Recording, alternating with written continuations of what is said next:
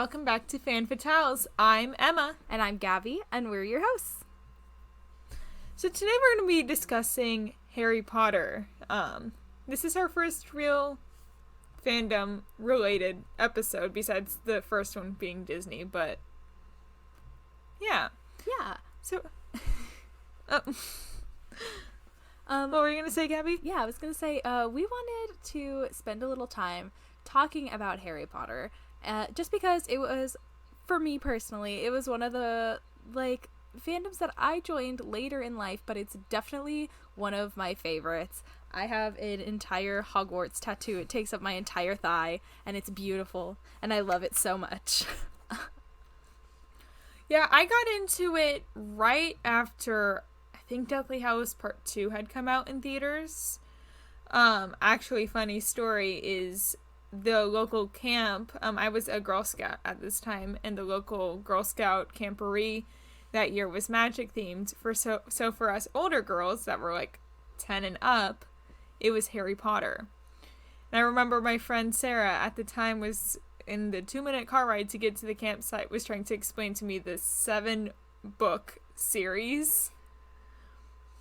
It didn't go too well. I was very confused the entire weekend. I mean, that makes a whole lot of sense, that you would have no idea what's going on. But it's kind of complex to explain. Yeah, and we got 5 minutes. to choose our wand, or we had our wand choose us, and we had potions class and all these other things, and just the immersion of that kind of wanted me to read the book. So my mom and I sat down and would read each book and then watch the movie for that book and then continue on. That's really cool. I definitely started with the movies, and I've only read half the books. I'm getting there. Hey, that's okay too. I'm getting there. But I remember when I was a kid, I was in a play, and I had nothing to do, and it was Tech Week, and I was so incredibly bored. And one of my friends loaned me her copy of The Sorcerer's Stone, or for those of you in the UK, The Philosopher's Stone. Those of you who do not live in America in general. Oh, yeah. Anybody who just doesn't live in America. Because they were Americans are stupid. Philosopher isn't magic enough. Nope. So, anyway, she loaned me her copy, and I started reading it, but that first chapter is so hard to get through. Yeah. When they're explaining, Number 4 Privet Drive. Mr. Dursley. Yeah, and Mr. That. Dursley. Yeah. And, how, There's Mama a Minnie cat in cat form was just running around. I mean, you didn't know it was McGonagall, but, still. I love McGonagall so much. Yeah. But yeah, I was definitely what in the world is this? Why is this so popular? This is so boring. And then it took, actually, my friend and I in high school in our sophomore year, we went to Universal Studios, and it was my first time going, and she was like, you have to go to Universal Studios, and you can't not see Harry Potter before going to Universal Studios.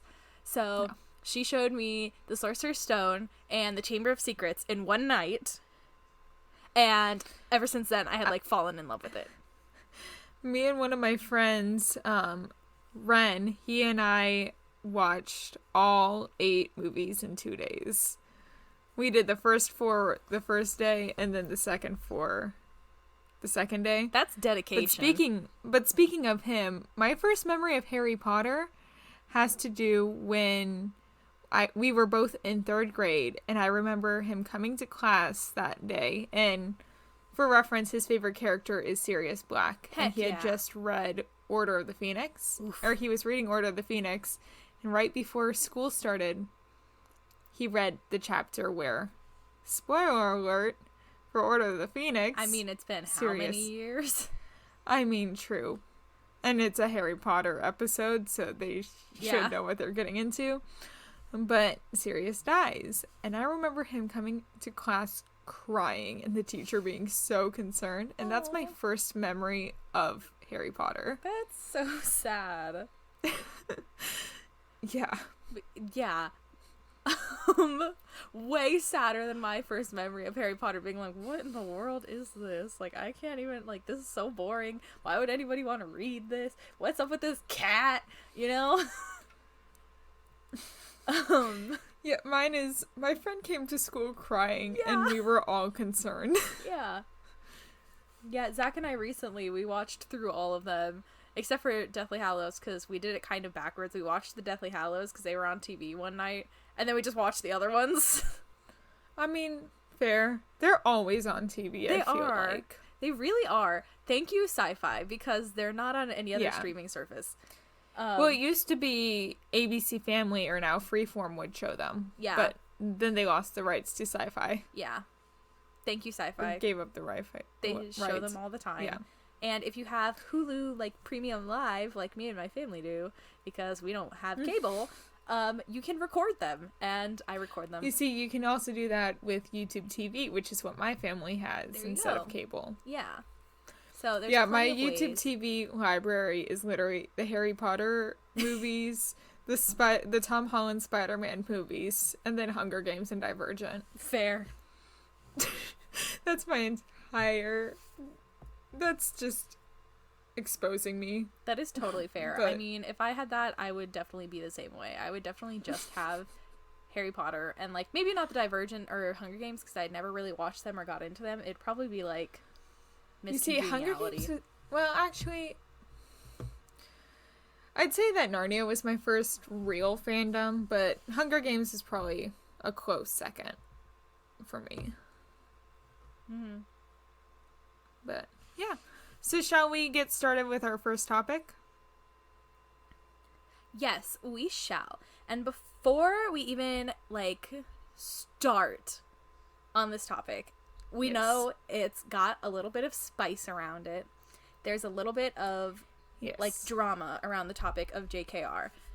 And we just want to say, before we even start talking about this, that we don't want to get into anything, like, spicy. So, where did my little thing go? Here it is. So before we even start talking about this, I'd like to state very clearly that neither of us are taking a stance on this issue, and we don't plan on going into depth into the issue, as we don't feel comfortable expressing any opinions on it whatsoever. Yes. I definitely agree. Yeah. I was saying, so where do we want to start on this topic? Where do we want to start? Okay. Yeah. So I know that a lot of people are having a hard time right now because they personally may not agree with the things that JKR has said in the past, or things that she hasn't said. I went into, like, a huge article about this whole thing, and I think I'm not gonna defend her, I'm not gonna slander her either way, but I think a lot of people blew it way out of proportion.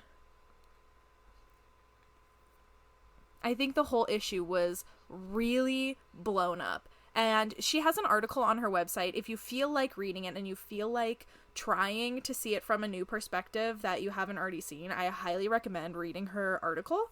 I'll link to it in the episode, like, description if you want to read it. I really recommend it because I think it put a lot of things into perspective for me. And it changed the way I saw the whole situation. I mean, obviously... saying, or, you know, obviously, like, transphobia or homophobia or any of that stuff isn't good. Like, nobody should do that. Like, everybody should just live their own lives and be happy and let like I do on all my Harry Potter content. I always that being said, I think, like I said, I think a lot of people blew it out of proportion. Yeah, and I wanted to mention that on all my Harry Potter content that I post on TikTok, I have a message, and it states, racism, homophobia, transphobia, anti-Semitism, etc. have no place on my page. Hate of any kind has no place on my page, period. Yeah. And I think that's, like, a really great way that shows that, like, you know, even if, you know, that this thing happened, even though this thing happened, and the creator of this series that we are all in love with did something that upset a lot of people, or said things that upset a lot of people, that, you know, that just because we still love the content that was created doesn't mean that, you know, we necessarily agree with hateful speech of any kind, whether it's from the author or from other people in the fandom, right? Yeah. And that I definitely agree. And that doesn't just go for, like, when it comes to people being people, like, even, like, for opinions, like, people get so much hate for their opinions all the time about, like, oh, well, I think, you know, like, some people may think that Dumbledore actually was justified in leaving Harry at the Dursleys. I feel like the most unpopular, or the character that gets the most, I don't want to say opinions based on him, but yeah, is definitely Snape. Is he good, bad? Yeah, so that whole thing gets so toxic. I know, and like whenever you say anything even remotely in defense of Snape, people get so salty or like so offended so fast. And it's like, hey, they're characters. First of all, they're characters in a book and movie series. Second of all, let me have my own stinking opinion, man. Yeah. Like, we see this not just in the Harry Potter fandom. We see this in all sorts of fandoms. Yeah, and so I think, honestly, it's just a good message to have on anything, period. Like, if you've noticed that you've been getting hate on social media for your opinions about fandoms or about, you know, political topics, which I don't want to get into, but like, even if you're getting hate on your page for just whatever your opinions are, I think this is a great way to basically have a blanket statement that says, yo, we're just here to have a good time. Like, we don't want any hate on our page, right? Yeah. And I definitely, I'm looking at the notes that you were writing about how you do not associate the books with their authors, and I definitely agree with that. Yeah, for sure. Like, some of my favorite books are, like, The Shining is one of my favorites. I love The Shining so much. And same with To Kill a Mockingbird. I know a lot of people think it's super problematic, and, like, because of Go Set a Watchman, they think that it's, like, a terrible book now. But I still love To Kill a Mockingbird, but I don't love it. Honestly, same. Yeah. But I don't love To Kill a Mockingbird and The Shining because Stephen King wrote The Shining and because Harper Lee wrote To Kill a Mockingbird, right? I love it for the content itself. So, and I think for a lot of people, it's really hard to separate JKR from Harry Potter. Yeah, especially because that's really her only thing. Like, Stephen King has written a lot of other books. Yeah. And I mean, she does have one other series that I have never heard of. And that's the one that's technically under the fake name, right? Robert, whatever. But, you know, I think that... And, like, I'm a Percy Jackson fan, and I know a lot of people, like, call Rick Riordan, the author of the book series, Uncle Rick. I honestly never have, because I separate the guy who wrote it from the actual story he's telling. Yeah, exactly. And, like, I know a lot of people have, like, I've heard a lot of people, actually, even at work, when I've, like, mentioned, like, or they'll see my Hogwarts tattoo, they're like, oh, that's really cool, but I would never get a Harry Potter tattoo now. Or I would never buy anything Harry Potter now because of the things that she said. And these are things that people have said to me at work. And I've said, you know, my explanation is always, well, you know, for me, the art isn't about the author. Yeah. For me, I think they have no relation to me. So for me, I'm just enjoying the art because it's art, right? It really is. It was a part of my growing up, especially in high school. Like, it definitely helped me through a lot of tough times in high school. And especially, and like now, it's like helped me a ton, especially through isolation and quarantine and stuff like that, going back to these characters that I had such a strong connection with, right? It makes just like me with I cosplay a few characters that are in canon. Well, all of them are in canon. It's just we know a lot more about Hermione and Remus, of course. Mm-hmm. But then during quarantine, I started cosplaying Lily Luna, who in the epilogue is Harry's youngest child, Harry and Jenny's, and then Lily Evans, Harry's mom. And it's just been so freeing to be able to kind of make up my own stories. Of course, we have, like, the whole Snape calling her a mudblood scene, and we know that she gets married to James. But we don't know really anything about her as a person. No, I mean, other than the fact that she had a sister. Yeah. So I've been able to kind of create her, just like Lily Luna.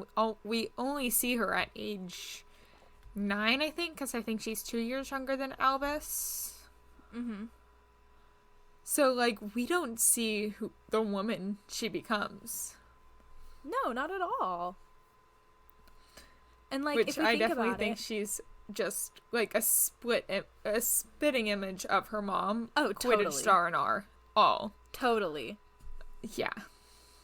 And, like, yeah, exactly. Like, I think there's so much fun to be had, and, like, when you so strongly associate the art with this person who wrote them, it and like because if somebody is like, okay, how do I want to phrase this?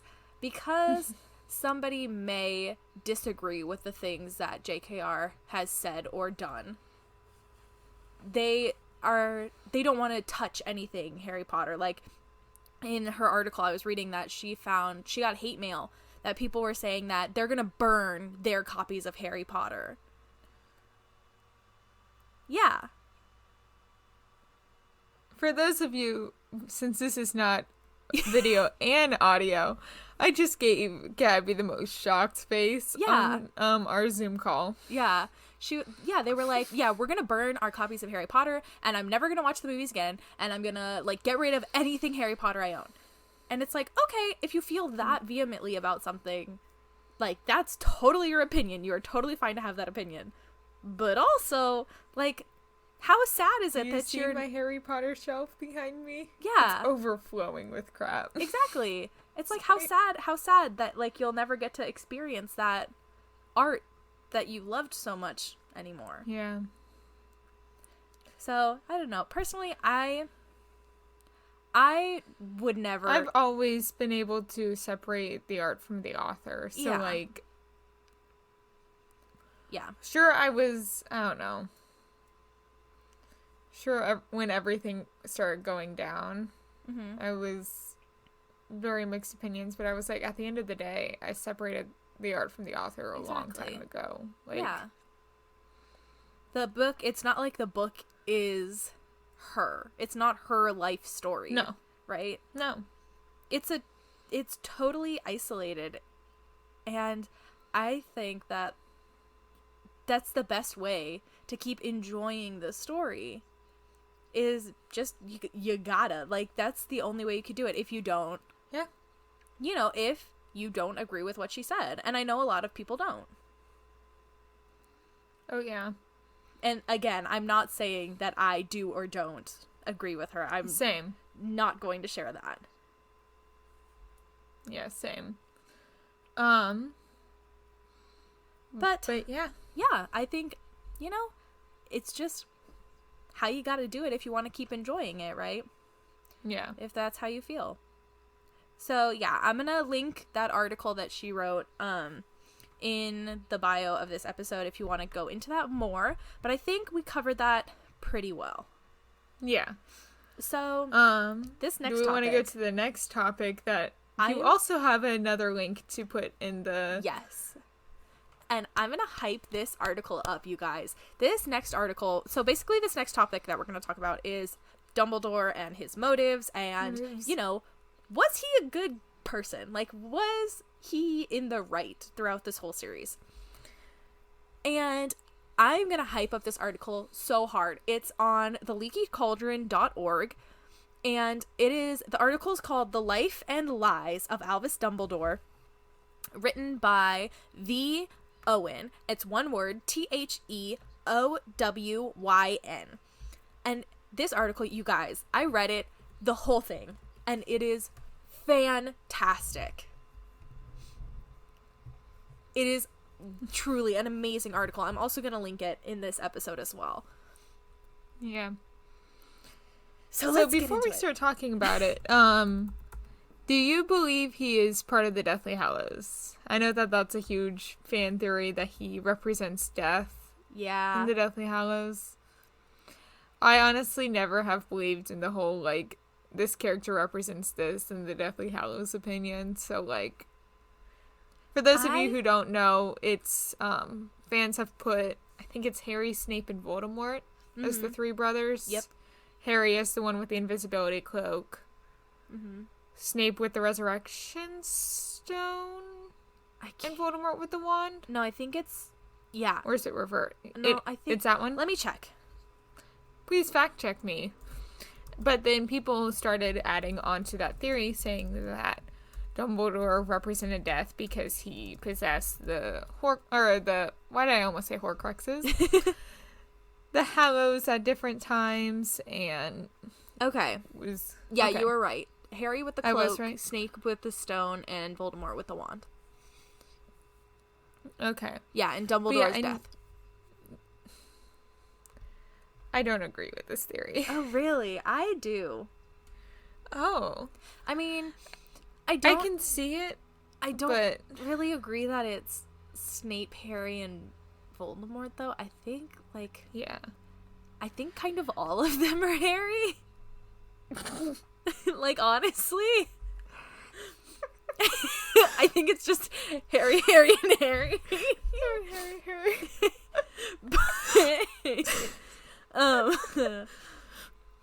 Okay. Yeah. I don't know. I don't know.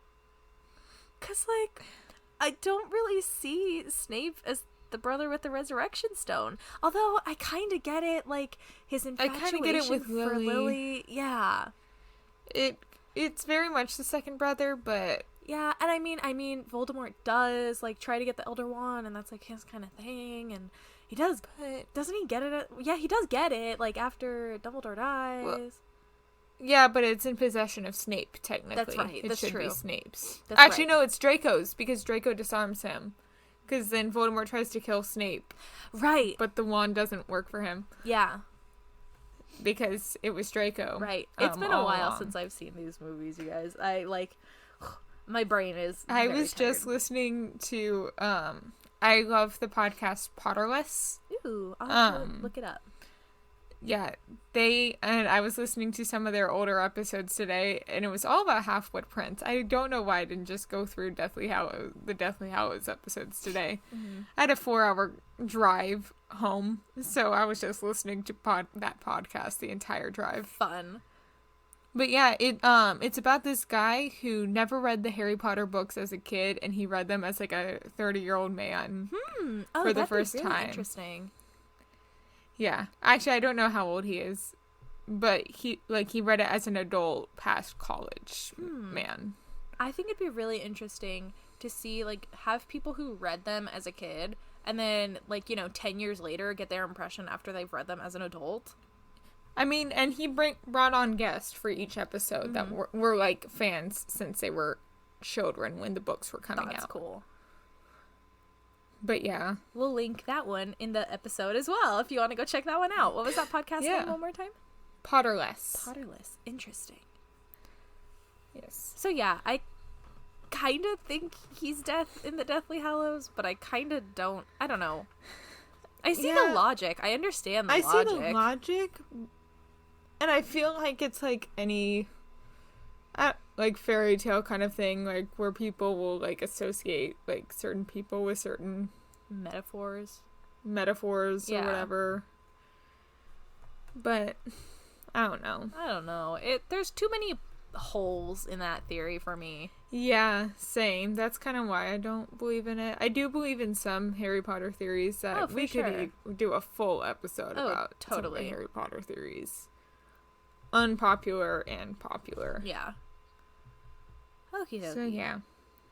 So, do you just right off the bat, do you think Dumbledore and his motives and actions were they unnecessary and problematic, or were they necessary and problematic? I mean, they were problematic either way, but do you think they were necessary? Necessary and problematic because, I mean, he's trying to save the wizarding world. Of course he does it in a really crappy way.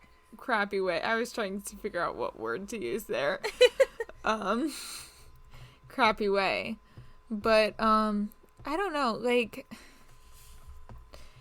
I understand why he did it, but, there are so many problems with what he did. Oh, totally. Such as, leaving Harry with the Dursleys is, my biggest thing. That is my first point that I have written out. I know. Yeah. Well, maybe not. It's the second point. Yeah. 'Cause, okay, ever since the night at oh shoot, what is, I can't think of the name. Wait, what? Of the Potter's house. Godric's Hollow. Yes, thank you. On October 31st, I think 1981. Okay, yes. Ever since that night at Godric's Hollow, fact check, please. He knew that Harry was needed to defeat Voldemort. Like, Harry was gonna have to sacrifice himself. He knew that from the beginning, right? Yep, October 31st, 1981. So Halloween of 1981. Perfect. I was right. It's probably because I cosplay Lily, so I did a lot of, like, right around Halloween of last year. I was doing a lot of that night related videos. Cute, but also ow. I mean, that's all Harry Potter cosplayers do that do James, Lily, Sirius, Remus. Yeah. Yeah. Peter. Yeah. So in the Sorcerer's Stone, there's a conversation. Or sorry, Sorcerer's Stone, no. In Chamber of Secrets, there is a conversation that Harry and Dumbledore have where Dumbledore basically is like, aha, you're a Horcrux. When he realizes that Harry can speak Parseltongue and the whole thing with the notebook, right? And he realizes, he quote unquote realizes that Voldemort made Horcruxes, but it's kind of like hinted at that he knew before that Harry was a Horcrux. Yeah. Where do I have it written down? Here. So, I gotta sneeze. Okay, so this is directly from that essay that I mentioned. It's much more likely that Dumbledore had realized that Harry was a Horcrux before this conversation, and the Deathly Hallows gives us a clue as to when this might have been. During, quote-unquote, the Prince's Tale, Dumbledore told Snape on the night Lord Voldemort tried to kill him, when Lily cast her own life between them as a shield, the killing curse rebounded upon Lord Voldemort as a fragment of Voldemort's soul was blasted apart from the whole and latched itself onto the only living soul left in that collapsing building. So, he clearly knew the night that he came to come get Harry. Yeah. And I saw somewhere that it was a theory that he used... Oh, I read it here. He used...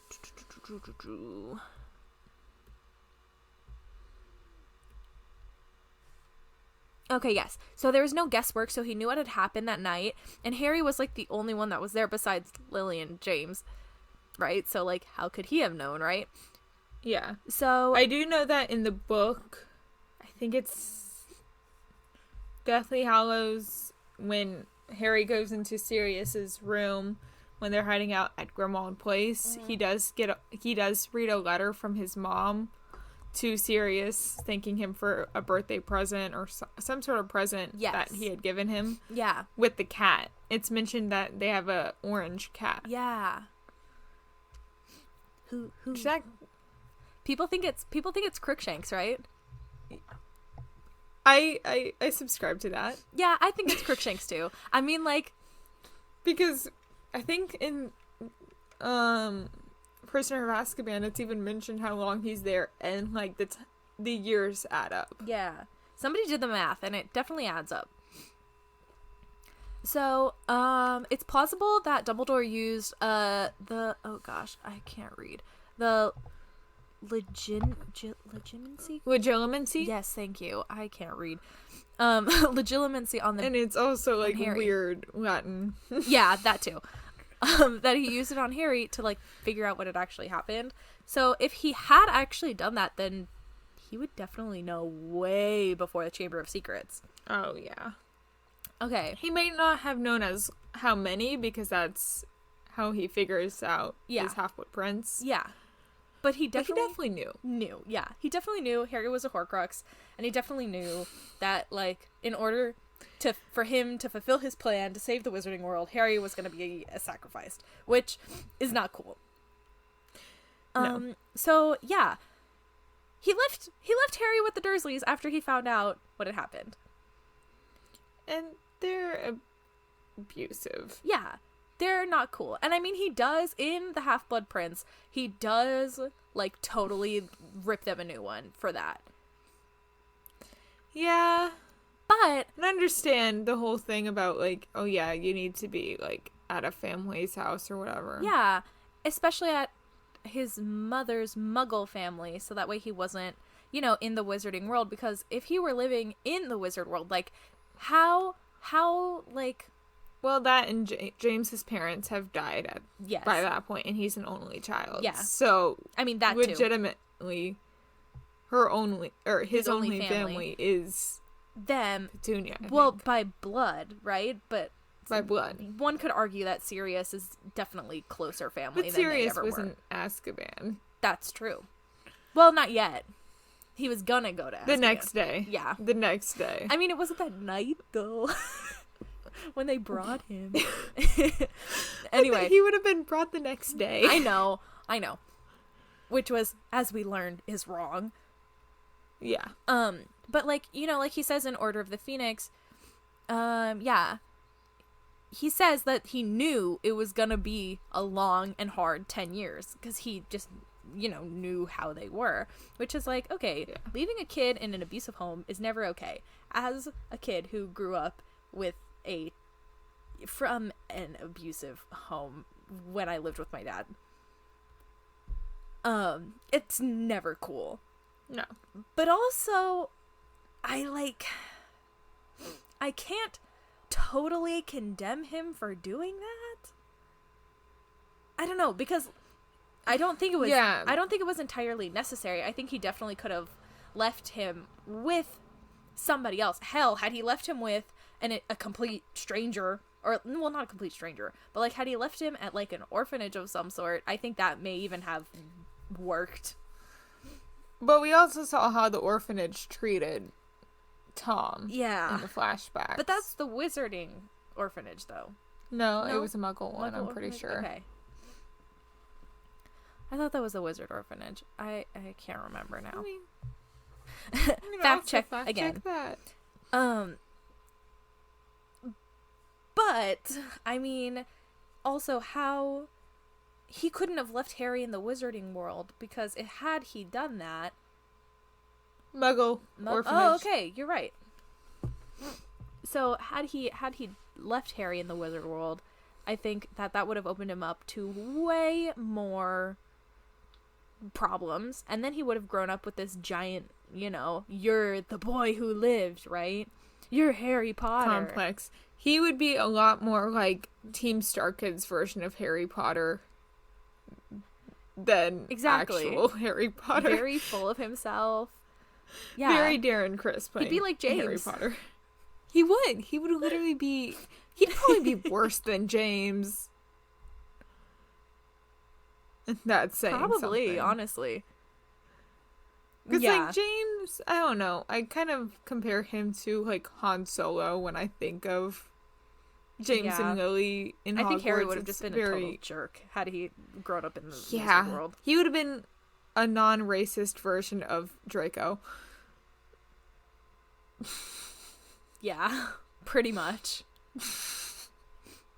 But yeah, I mean, like, I think it was a very difficult choice to do that. Like, I think he was kind of with his back up against a wall, like, he had nothing else to do. I mean, I definitely think that Minerva would have taken care of him, but again, that puts him in that same position of growing up in the wizard world, which isn't cool. Plus, I'm trying to think of anyone else that's, like, in their age. Like, if the whole thing with Alice and Frank hadn't happened, where they were crucioed, I can imagine Alice kind of taking in Harry. Alice Longbottom. So Neville's parents. Mm-hmm. Yeah. Or even... I think timeline is... Molly and Arthur were in year 7 when Lily and James were in year 1. I don't think it would have worked. I think... No. It wouldn't have. Because they were 6 years apart, I'm pretty sure. Let me fact check that. What I was saying before, Gabby, is I was like, if the whole thing with Alice and Frank Longbottom hadn't happened, and, like, they were actually sane and could take care of Neville. Mm-hmm. That I could see them taking it in. And also, I was wrong about Molly and Lily. They are 10 years apart, so they wouldn't have been at Hogwarts together at all. Oh, interesting. Because according to, like, the Harry Potter, like, or the Wizarding World site, whatever it's called now, what used to be Pottermore and is now, like, the Wizarding World branded site, it says that Molly is about 1950 is her year of birth, and for Lily and James, it's 1960. Got it. So they're a full 10 years. Yeah. So that one have which even makes worse. sense, like, because which makes they have total sense. Bill and Charlie and have, like, Percy grown and kids. Fred and George and all that. And then Ron and then Ginny. So it makes sense. Oh, I just missed two. What? Okay. Wait, did I mention Percy in that? Probably not. Yeah, you did. Okay, I did? Yeah, you did. Oh, well. Okay. Bill and Percy, I thought I missed him. Bill, Charlie, Percy, yeah. Yeah. Oh, I forgot Charlie. How could I forget Charlie? Could you forget the Dragon Tamer? He's mentioned like 100 times in my favorite book, in my favorite movie, which is Goblet of Fire. Yes, because... Oh, really? Goblet of Fire is your favorite? Yeah. I did not know that. You see, I love... Yeah. Movie-wise, I think I love Prisoner the best, and then book-wise, Order of the Phoenix. Yeah, my faves are both Goblet of Fire. I love Goblet of Fire. 100% my fave. Always been my fave. Yeah. Anyway, back to this whole point. Anyway, Dumbledore. Yeah. He also mentions at King's Cross that he knew Voldemort would go for the Elder Wand. Quote, "I have been sure that he would try ever since your wand beat Voldemort's in the graveyard of Little Hanglington." So yeah, he basically was like, yeah, I knew that he was going to come for the Elder Wand as soon as he, like, was alive again. Yeah. Right? And as soon as Harry was able to overpower him for the first time. Yeah. Dumbledore. Right, because he thinks that if he gets the Elder Wand, he'll be able to kill Harry Potter, which, I mean, his logic is a little bit flawed.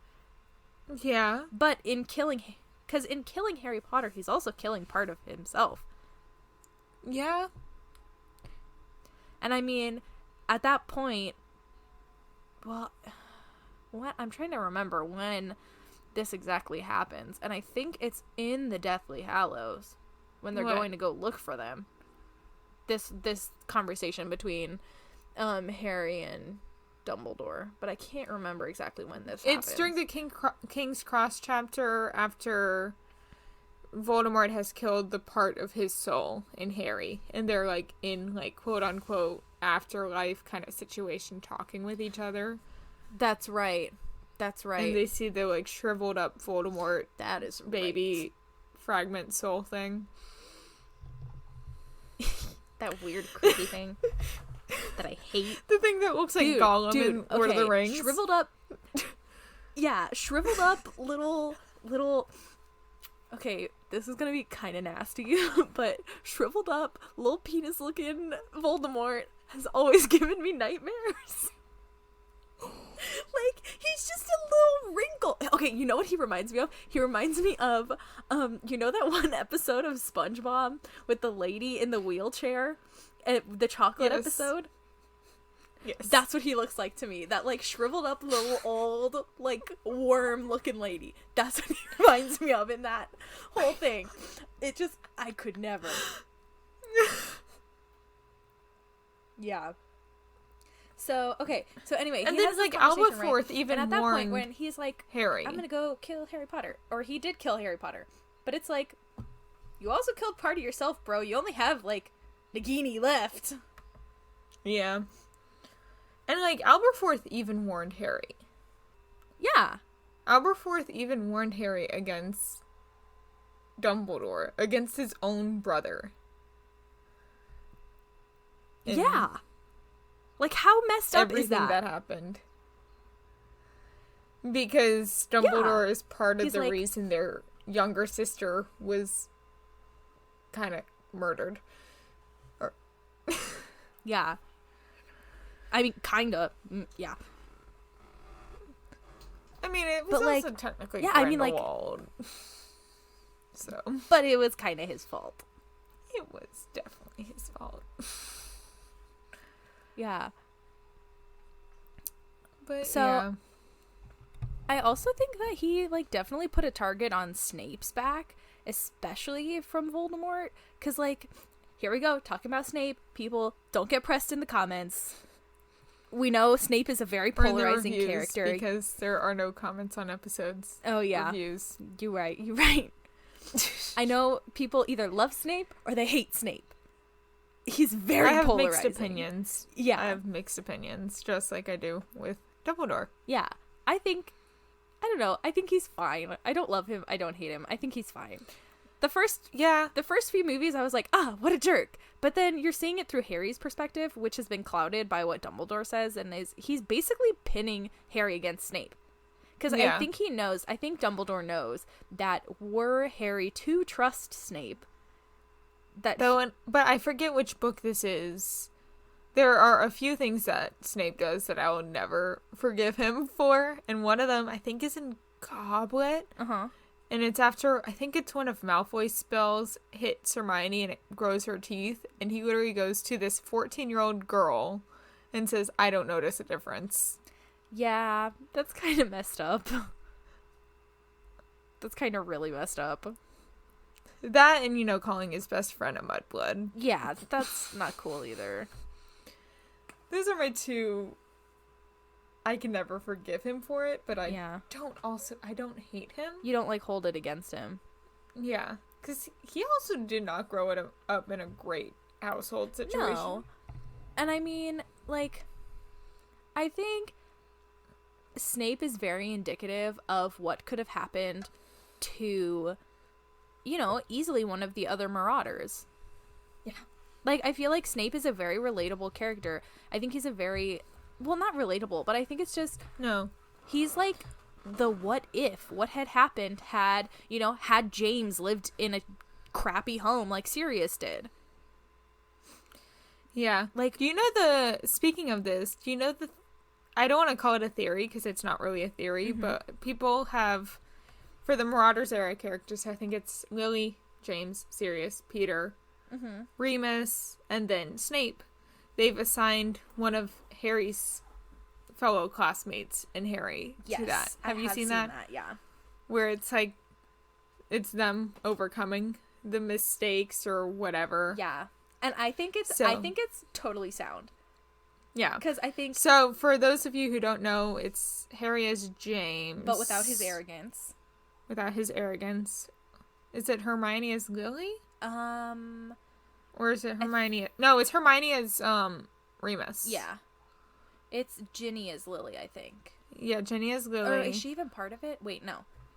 No, I think Ginny, Lily, and Neville are a part of it. Hold on. No, it's Harry, Ron, Hermione, Neville, and Luna.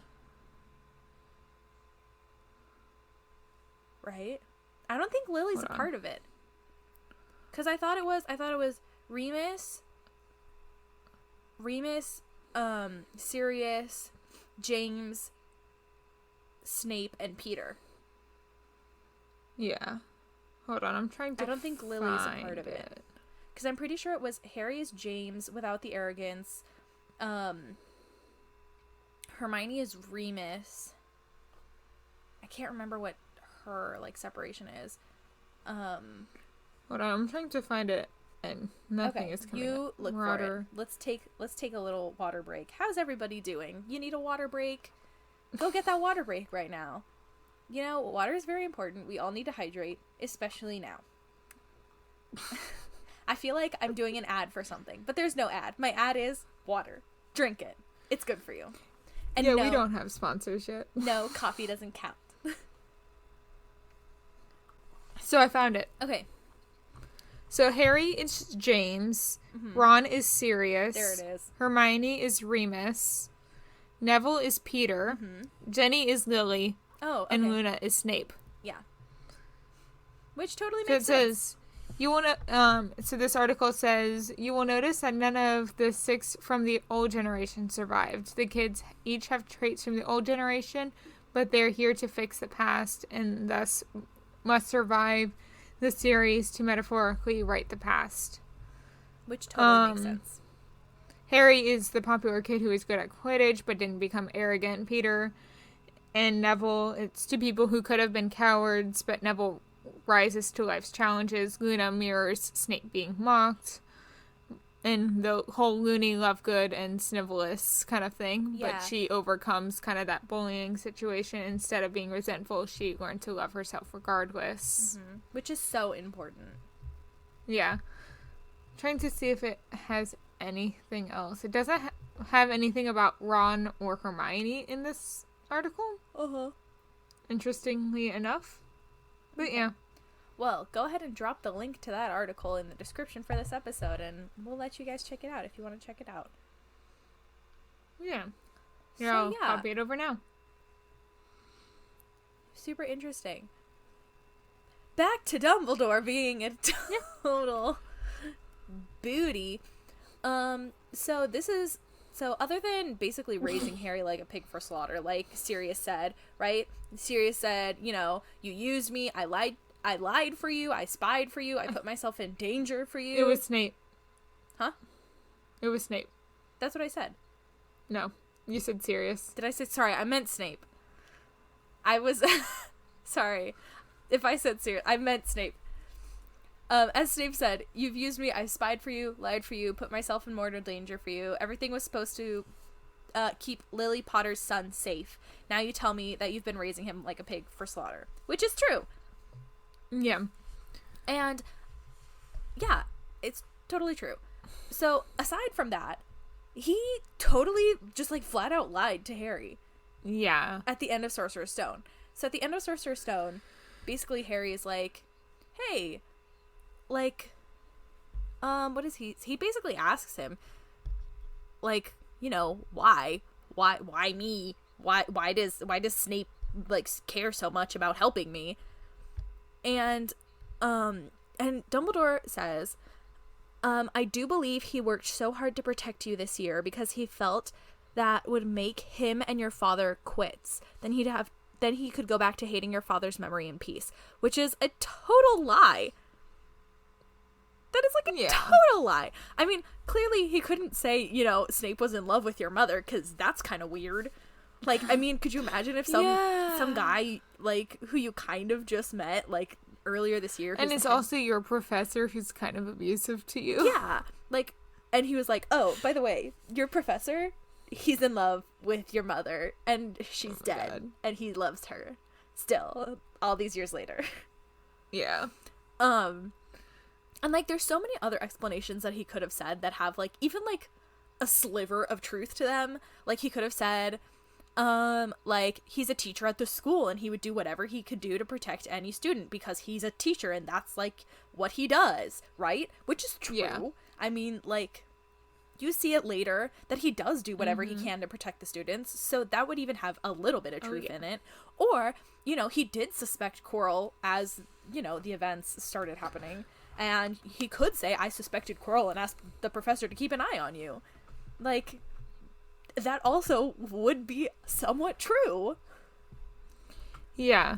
Like, he doesn't have to just flat out lie to him. And it would also give, like, a better understanding for Harry for Snape's motives through the whole thing, rather than him just finding out in Deathly Hallows. Yeah. Like, oh, he was a good guy all along? Exactly. Right after the guy has just died. Yeah. Like, I mean, he, like, yeah. They definitely would have given him a better understanding of Snape as a person, and I think they would have had a way better relationship had it started off like that. Yeah. I definitely agree. And I think in this article, they speculate that the reason that Dumbledore does this and keeps them pinned against each other is because he wants to keep control of Harry. Harry is like the one linchpin in his perfect plan, right? In his quote unquote perfect plan to save the wizarding world, Harry is the one thing that he can't completely control. And by pinning them against each other and making it seem like Snape hates him, and making it seem like Harry hates Snape, right? That would keep Dumbledore in control of Harry. Yeah. Which is totally messed up. Yeah. Oh, Dumbledore. Yeah. And he does recognize that his, like, greatest weakness is his thirst for power. Which, at least he's a little bit self-aware about that.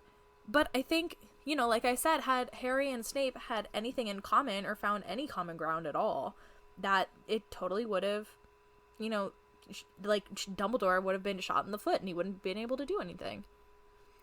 Yeah. Because I think they would have a much stronger relationship than Harry and Dumbledore ever did.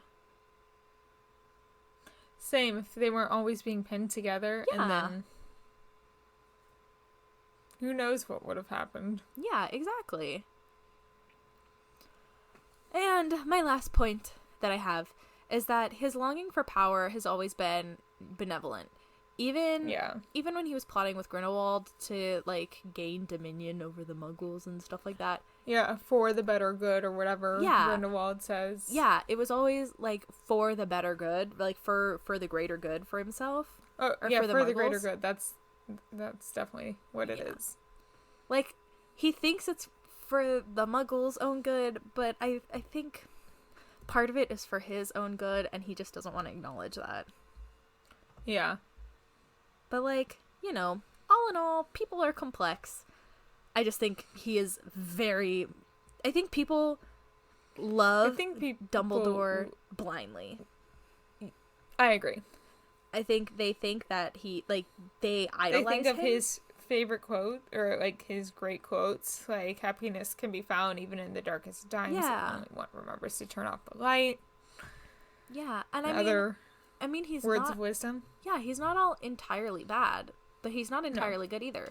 Like I said, people are complex, and that even includes characters. And I think it's really awesome that somebody pointed all this stuff out. And again, I'm gonna encourage everybody to read this article because it is fantastic. Fantastic. Yeah, the whole article is fantastically written. And, you know, if there's ever an opportunity to get this author on our show, I would love to speak to them. If you're listening to this, please reach out to us. At the Owen, spelled with a Y. Please reach out to us. We would love to have you on the show. I love everything you wrote. It is fantastic.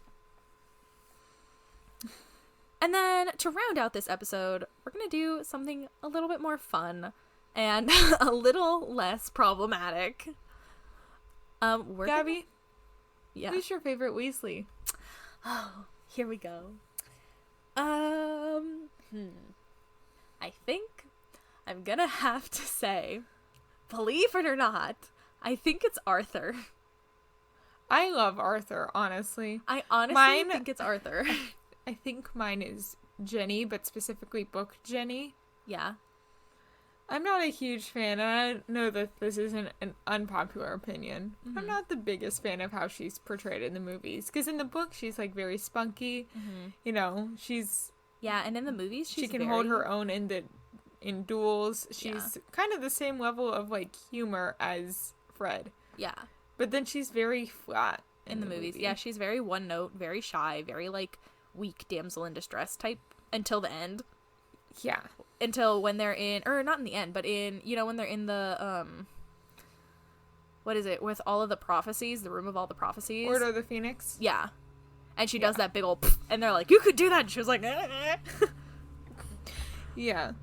But, like, even in, like, Half-Blood Prince and all that, like, she's been with so many guys. Like, she is, like, kind of like the girl all the guys want to date and all that. Like, she's the most popular girl. She's very spunky, she's humorous, and then they kind of just went, let's make her very one-dimensional. Let's make her boring, because we don't have time to go into all of the dimensions of Ginny Weasley, which is fair. Yeah, because they literally talk about her bogey hex being, like, the strongest one that they've seen. Huh. And she takes over, I think, Seeker when in Order of the Phoenix, Umbridge bans Harry from the Quidditch team, and she takes on the Seeker position for him. That's cool. For the Gryffindor team, and wins that last yes, game. Go Ginny. See, I haven't read these books yet, which is why I need to read these books or listen to the audiobook. The audiobooks are fantastic, especially the ones on Audible. The guy who reads them is my favorite. I love him. What is his name? Like Stephen Fry? Not Stephen Fry. No. Jim Henson's, I think is who it is. I could be wrong, but I'm pretty sure it's Jim Henson. No, it's definitely not Jim Henson. Because he passed before the books came out. I could be wrong. Jim Henson is the guy who made the Muppets. Okay, then no, not Jim Henson. It's somebody else. Oh, where's my Audible app? Hold on. Where's my Audible app? Who read them? It's... Because Stephen Fry also has pretty good ones. I gotta look. It's downloading right now. Hold on. I'm almost there. Who reads it? Jim Dale. Jim Dale, thank you. Those ones are fantastic. His voices, I love all of the voices. He changes them, They make me so happy.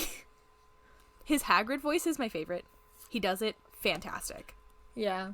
I don't know. I feel like in the movies, my favorite Weasley is Molly. I love Molly Weasley. I do love Molly, but I still gotta go with Arthur, dude. I mean, like, Arthur is great. I think he's so great. I mean, he's a pureblood, and like so is Molly. Yeah. Like he's a pureblood. So is Molly, and so is Molly, and they still teach their kids that blood purity doesn't matter. Racist. Yeah, they teach them that blood purity doesn't matter, which it doesn't. And I think it is so cute how fascinated he is with the Muggle world, especially as a pureblood. The rubber duck. I think that's so cool. Yeah. I know, exactly, the rubber duck. I think that part is so cute. When he's like, what exactly is the function of a rubber duck? Like, who even would think to ask that? I know. I think, and like... I feel like he asks about, like, electronics in the books. Like, he asks about, like, how do batteries work or some kind of electronic thing work in the book. And Harry is like, I don't know. I don't know how to explain it. Because it's Harry. But you see, I love Molly for one reason. Yeah, I know. One because, reason like, only. What kid actually knows how batteries work? Yeah. But, like, I love Molly for one reason and one reason only. And that is... I do love Molly, too. I love... in Deathly Hallows, Part 2. Not my daughter, you bitch. Yes! Yes. Yeah. I love her for that. I love her. So in Deathly Hallows, in the book, in the first part, she just keeps trying to get Harry, Ron, and Hermione away from each other so they can't plan the camping trip because she's like, no, you guys gotta go to Hogwarts. Yeah. For your last year. I'm like dying over here. It's no problem. Another moment is the pureblood tradition when the wizards come of age at age 17, I'm pretty sure. They get watches, and Ron got a brand new watch, and Molly Weasley gave Harry one of her brother's old watches as like a family heirloom, hand-me-down. And I love that moment. Because Harry gets to be part of the family with this watch that was one of her brother's watches, or someone in her family's watch. Yeah, I think that's so sweet. Like, she really cares about Harry. Yeah. I love how both of them just accept Harry with open arms and are like, you are my child now. Yeah, both of them do. I already have how many ever kids? They really take him in as part of their family. Like, yeah, exactly. Yeah. Yeah, what's one more? Yeah, at this point, what's one But more? I also love at the breakfast scene.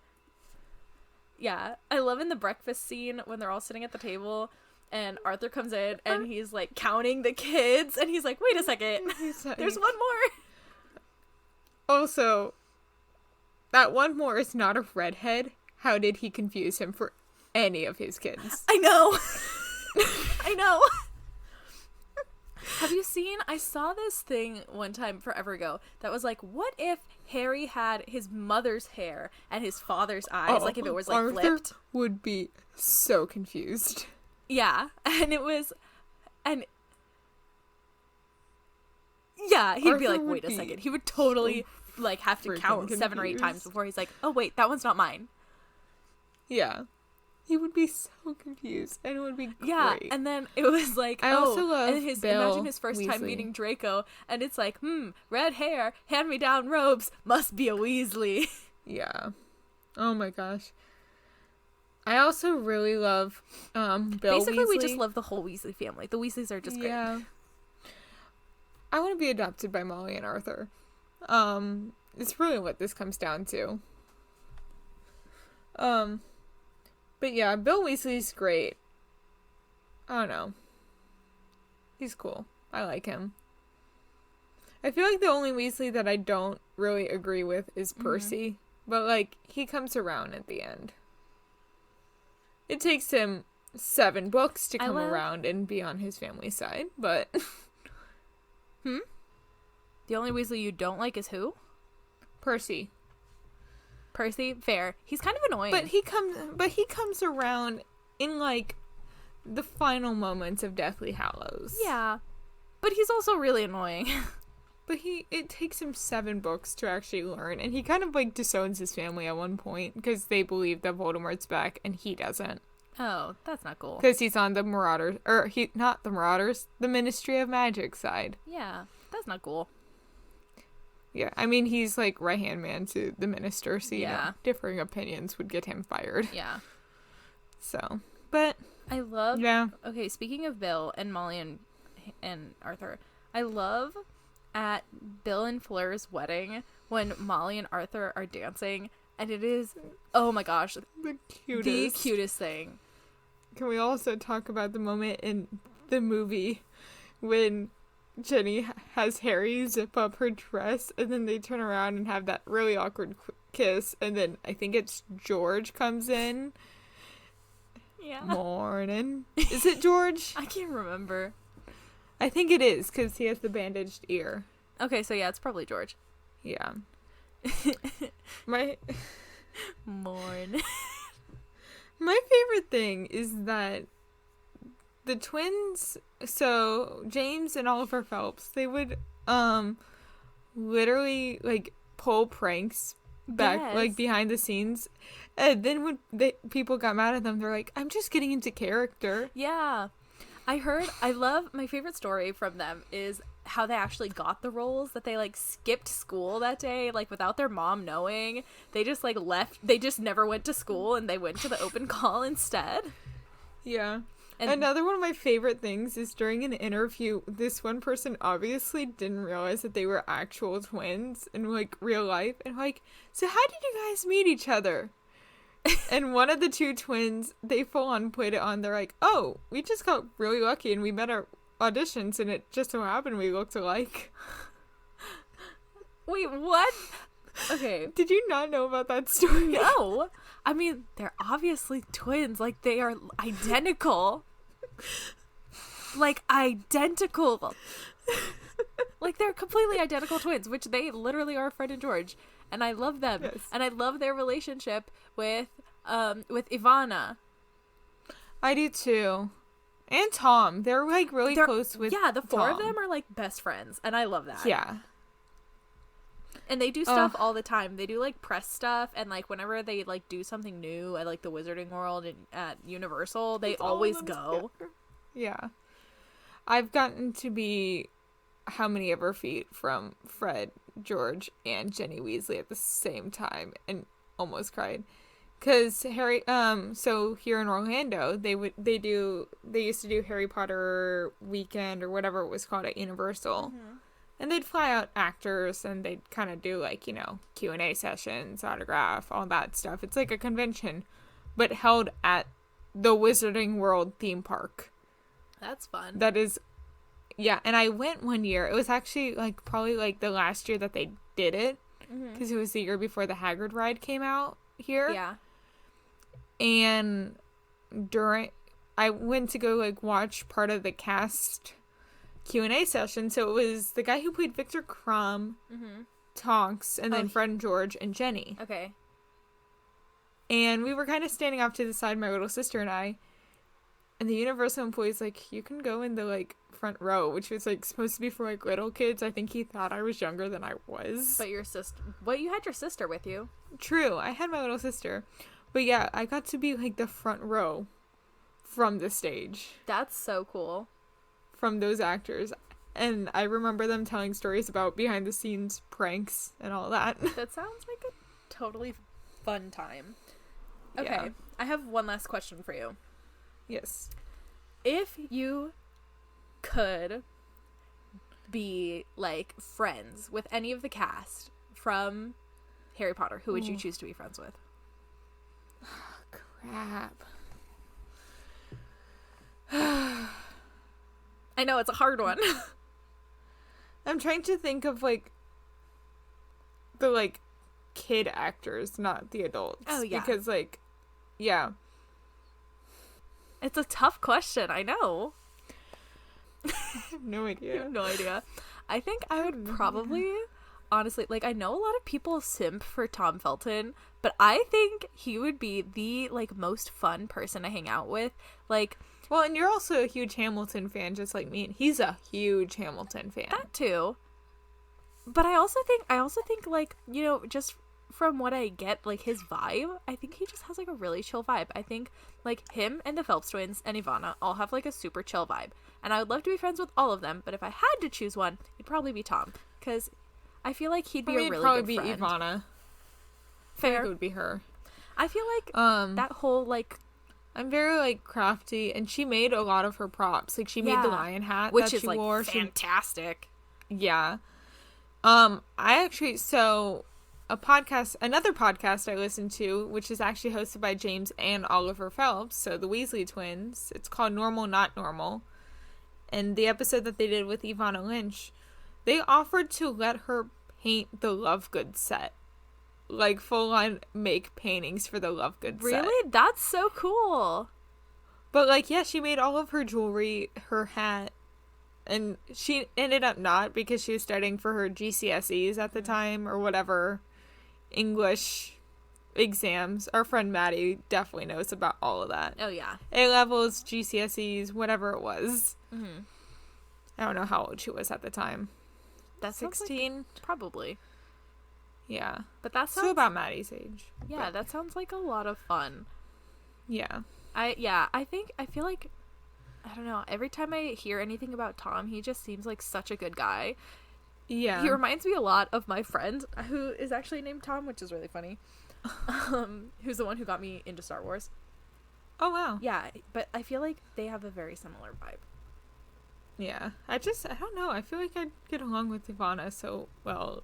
From, like, interviews I've seen of her. Yeah. I feel like she and I could be, like, real good friends. Yeah, I see that, too. Yeah. I don't know. I don't know how to explain it, but yeah. No, I get it. I totally get what you mean.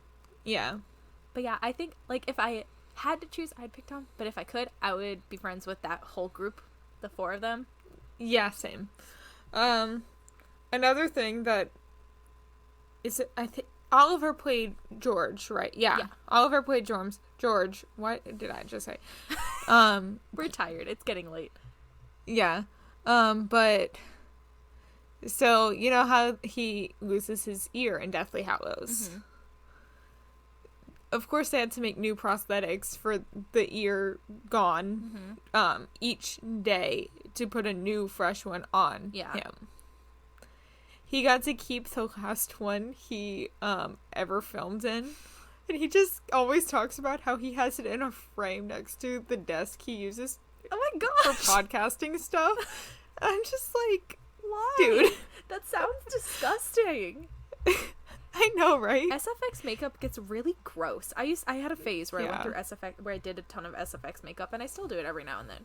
But it gets really gross. Yeah, it does. It really does. Yeah.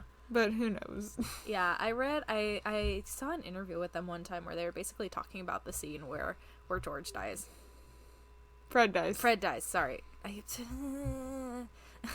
My favorite thing is the Weasley twin that plays, or the actor who plays Fred, Yeah. him on some press tour when Deathly Hallows came out on like some train, and a waiter comes over to him and is like, "Can I get you anything?" And he goes, "Not now, man. yeah. I just died." Yeah. Yes. That is exactly what I was going to talk about. That is exactly what I was thinking of story. when he was reading the book for the first time, and he was like, "Oh my gosh, I just died." Yeah, because the only one that got this special treatment of "this is your character's end" is Alan Rickman with Snape. Yeah. So no one else. They weren't gonna tell the kids, first of all, Oh, if no they way. lived. No, like if anything, it would have been the adults. Yeah. Because the kids, we're seeing how it works with Tom Yeah, I Holland. was just He's not gonna a say, kid. We should learn from Tom Holland. Love you, Tom Holland. Love you. But, like, you also spoil things. Remember that one time where they pranked him and made him think that he's dropped the whole, like, Spider-Man the whole Spider-Man script online? Yeah. Oh, I thought that was the funniest thing. And how they did like right before they released the newest movie's name, how they gave him Like a Zendaya fake one? and the guy, All different and ones. the guy who plays Ned, all different fake Yeah. ones. And everybody was like, "What's the real one? Nobody knows." But yeah, Tom Holland, man. Love him. Speaking of Tom Holland, I think that's a fantastic way to segue into what we're going to talk about next week. Yeah, so thank you for tuning into this week's episode of Fan Fatales. Gabby, do you want to tell our lovely audience what we will be talking about next week? Next week's topic. Ooh, I cannot talk. It is getting late, y'all. Next week's topic is going to be ranking the MCU, chatting about the new Marvel shows, so WandaVision and Falcon and Winter Soldier. Thank you. I was like, You're welcome. well, not Black Panther and And Winter maybe we Soldier. could even talk about our opinions on the Loki show. Oh yeah, that will be see what coming we're out later excited this year. about, right? In the trailer. And we're also going to chat about a few other Marvel topics because, you know, we love Marvel. I'm so excited for Oh, Avengers yeah. Canvas to come out. It's going to come out I right. wish we could get it, but I can go into the whole, like, why Disney World will never get it. Yeah. That'll be our conversation. I know the whole drama about that. Okay. That'll be our conversation for when we compare Disneyland to Disney World. After I get back from my trip. Soon. Yes. So, please subscribe to us wherever you get your podcasts. We are on Spotify and Apple Podcasts. And remember to follow us at Fan Fatales Pod on Instagram to get updates